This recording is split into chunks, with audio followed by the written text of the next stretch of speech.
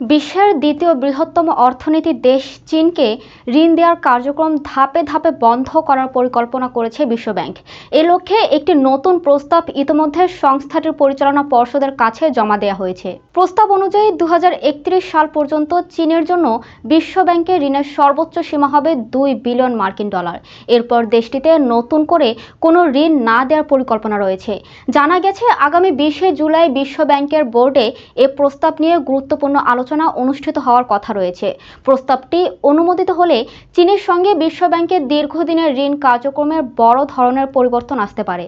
বিশ্লেষকদের মতে, বিশ্বের দ্বিতীয় বৃহত্তম অর্থনীতির দেশ হওয়ায় চীনের জন্য বিশ্বব্যাংকের ঋণের প্রয়োজনীয়তা নিয়ে দীর্ঘদিন ধরেই প্রশ্ন উঠছে।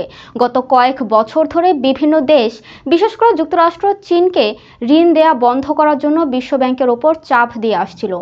এখন আন্তর্জাতিক অঙ্গনের নজর 20 জুলাইয়ের বৈঠকের দিকে, কারণ সেই বৈঠকের সিদ্ধান্তই বিশ্বব্যাংক চীন সম্পর্কের ভবিষ্যৎ এবং বৈশ্বিক উন্নয়ন অর্থায়নের নীতিতে গুরুত্বপূর্ণ প্রভাব ফেলতে পারে।